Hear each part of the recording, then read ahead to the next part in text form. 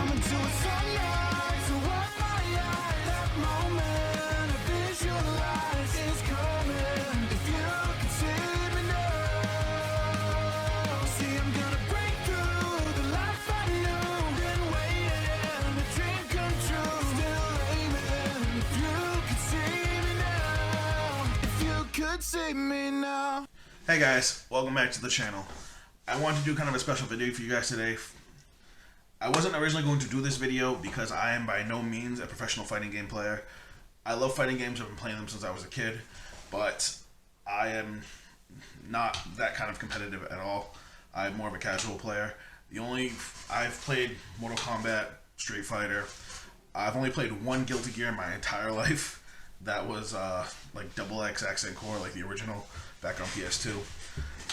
Honestly, Fighters was probably the first fighting game I really started taking seriously. At this current time, I am a god of destruction. I put in the grind. I love my team. But I hopped on to the beta for Guilty Gear Strive and I fell in love.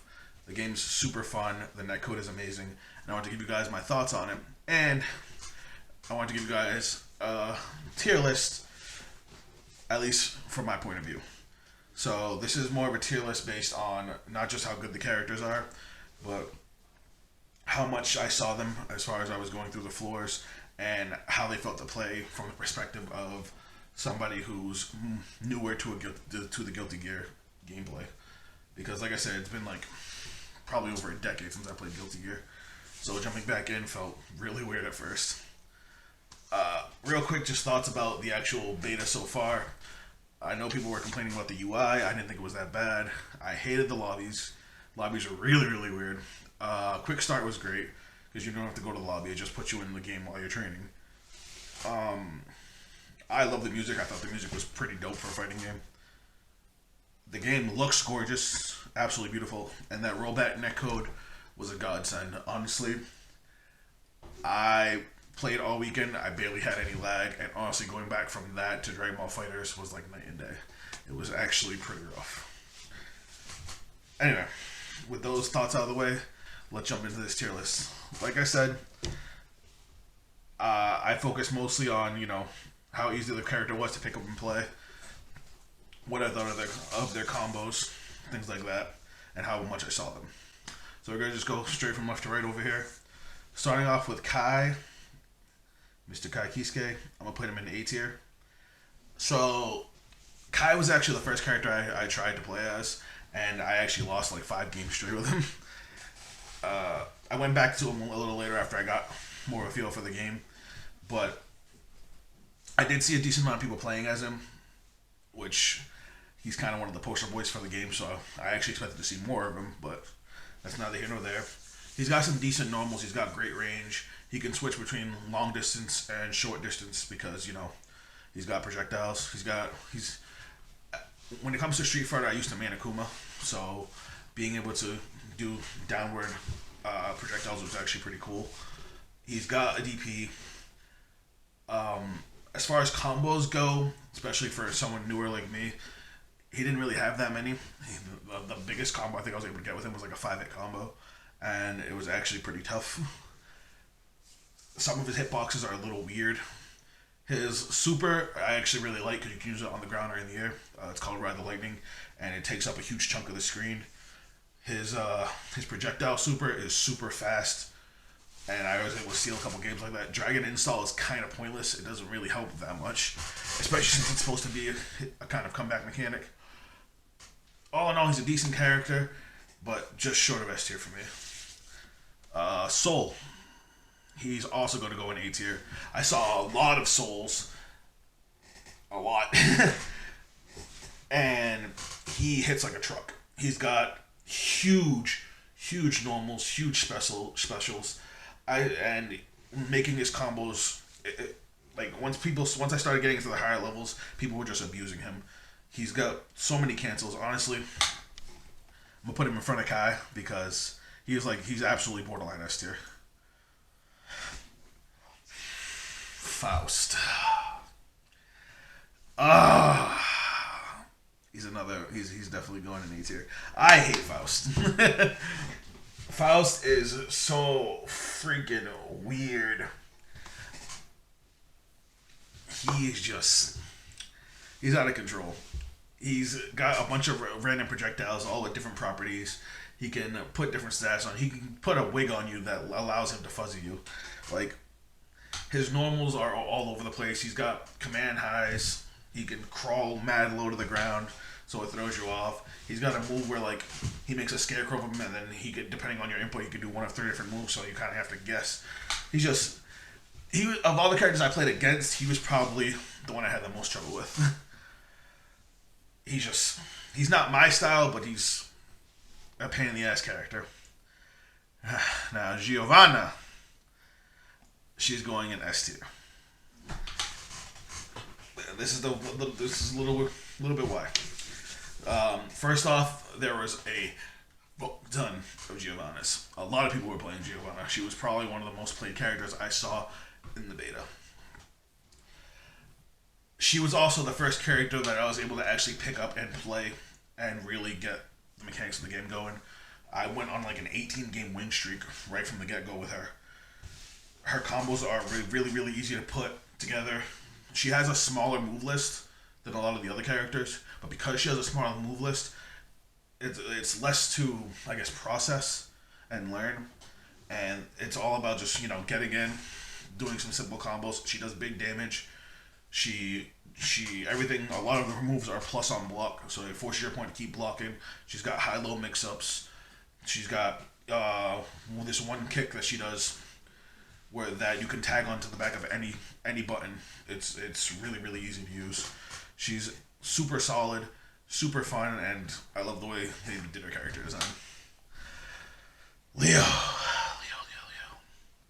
Leo is going in S tier, and he's actually going in front of Giovanna. As of right now, at least to me, Leo's the best character in the game. He is absolutely bonkers. He hits like a truck. He's got some of the longest, easy to put together combos that I've seen so far. He's got counters. He can bounce projectiles back to your opponent. Like, he's got everything. He's got a DP. He's got a quick ass super. He has attacks that hit both sides. Like, he is just stupid. And they made him so powerful and so easy to use. It's just blah. Alright, May. This might be a little controversial, but I'm going to put May in C tier.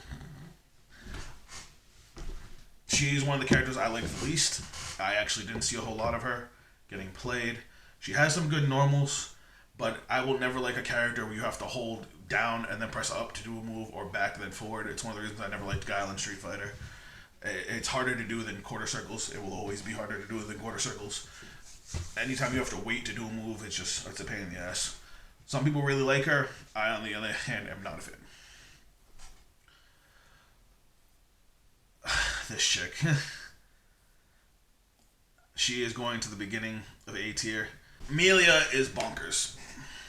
The only reason she's not in S tier is because she is a little bit on the harder side to use. I didn't really face any good Amelias until I got up to like floor 9 and 10. Some people that actually put some time in with her. Also, after Lord and I put out his video, like, breaking her down. She's got huge hitboxes. She has incredible wake-up options. She's got nasty combos. She is insane. She's an absolutely wild character, but you have to be able to put in the time to actually, really get good with her. Nagoroyuki. He's going in B. He hits like a truck. He is probably the second highest damaging character in the game right now. But he's slow. He's very, very slow. He does have a command dash, but it causes his blood gauge to fill, and his blood gauge is probably his biggest weakness. It's supposed to be his strength, but it's not. He has some really, really solid combo games. He has some easy strings to put together, but that blood gauge hurts him so bad, because if it goes off, your opponent can literally just sit back and let your own mechanic kill you. I played a lot of Chip, the character, not the damage, and whenever I went against Nagoroyuki, I would just if their blood gauge went off, I would just sit back, and then once their health was down, I would throw a shuriken and the chip damage would kill them. He is very high risk, high reward. He takes a little bit of practice to really get good with. He does have some cool moves. Like he has his range is huge. He covers like at least half the screen, either mid, low, or high.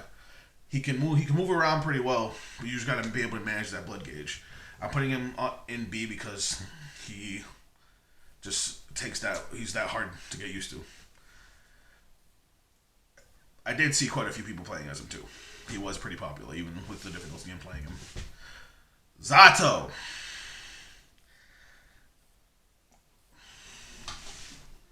I don't like him. I tried him out. He's very weird. He is very hard to use. Eddie is cool, but not that great. His command grab. The best thing about him is his command grab, at least for me. I didn't like his supers.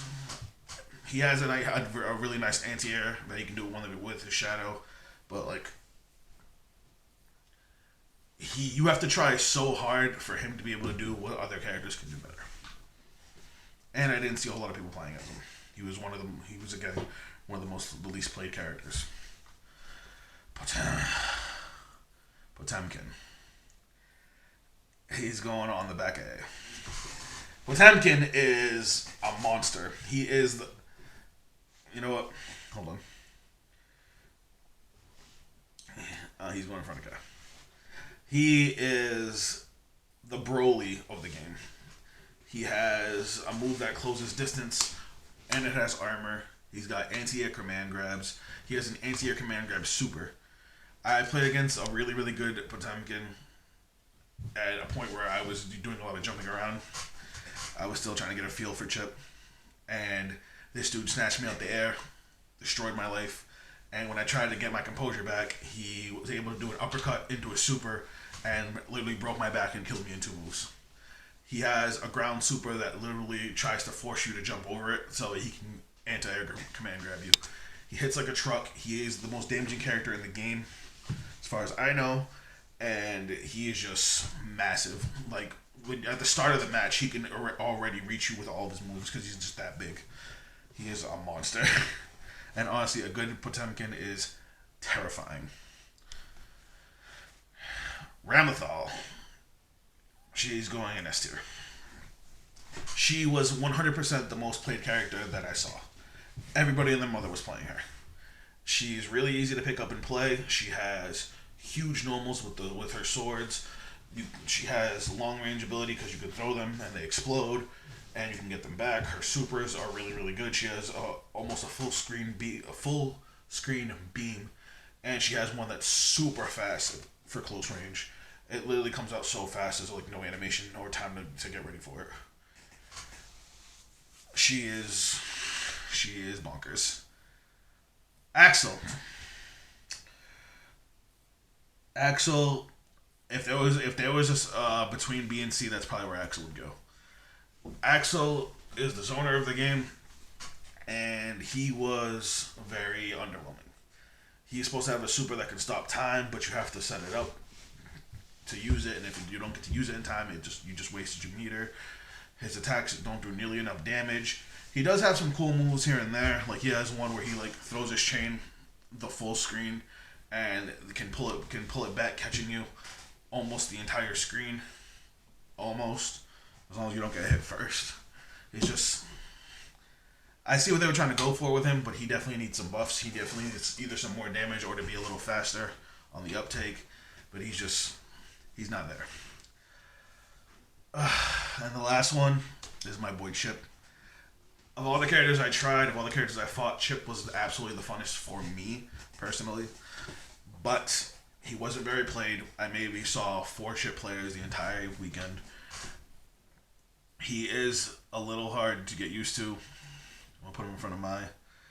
I don't want to put him in C tier. I'd rather put him in B or A.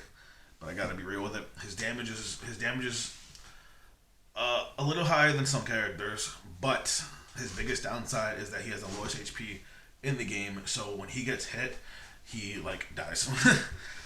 Like characters like Giovanna, Nagoroyuki, forget about it. You get caught in a combo, you're dead. But Gio, Leo, Soul, they do one combo to you. At minimum, half your health is gone. So it's really hard. You have to really try not to get hit as much as possible. That being said, he does have some really, really good options. He can jump higher than every other character. He can actually do a triple jump, which no other character can do, to my knowledge. His dash across the screen is super fast. He can run on the walls and use that for actually getting out of situations and comboing. Alpha Blade, the Alpha Blade on the ground hits from behind. So if you get your opponent blocking and you do it, they have to switch their block before they get hit. If you're in the air, you can use it to shoot yourself out of the corner. The diagonal one, the one that shoots him up, can also shoot him back down the opposite direction.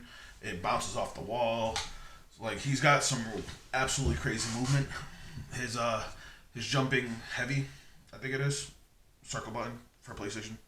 He like spins and it's got a massive hitbox. He like backflips, and if it catches them with any of his entire body, it's hitting them. He has an okay Rekka. For anybody that doesn't know, that's a command combo. You input the command, it does a combo for you. As far as playstyle, he feels like Android 17 and Kid Buu had a baby. He's really, really wild, kind of all over the place. But he can bounce off the walls. He's got some really, really cool abilities in neutral. The things I do like about him is, again, I like how fast he is. He can close distance really, really quick. I thought my biggest disadvantage was going to be against people like Axel, zoners, but he can close distance fast enough. Ramlethal was probably his hardest matchup when I was playing him, but that's because she's not only got the range, she's also faster than a lot of the characters. His Rekka can actually be done off of any of his normals, which is cool. You can do it off his jab, you can do it off his kick. Can you do it off his sweep? I think so. And you can actually change the way the Rekka comes out. Normally the full Rekka is a mid, low poke, and then a big overhead. You can actually do the mid and then the overhead right away to try and fool your opponent. So it's not bad. He also has a really, really cool command grab that you can do kind of from a distance, and he like jumps to them. So it's not bad. But that's my tier list, guys. That's what I thought of all the characters in the game so far.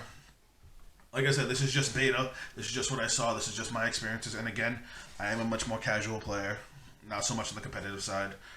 If you guys want to see me do another tier list once the game is actually out, I would gladly be able to do that. I'm 100% picking this game up. I had a blast, and after playing it with the new netcode and whatnot, it might actually be one of my favorite fighting games. It might actually beat out Dragon Ball FighterZ, but we'll find out when the game comes out in like a month and a half. But I hope you enjoyed this video. Check me out on social media down below. But that's it for me, and I'll catch you guys in the next video. Later. I have a dream, that's all I need. I'll make it happen with some work and belief. Know what I want, so I'll take it on. I'll make mistakes, but mistakes make you strong. Let's break it down for a minute. I want the crown, I'm gon' get it. You hear me loud, man, I'm winning. Yeah, Charlie Sheen will be grinning.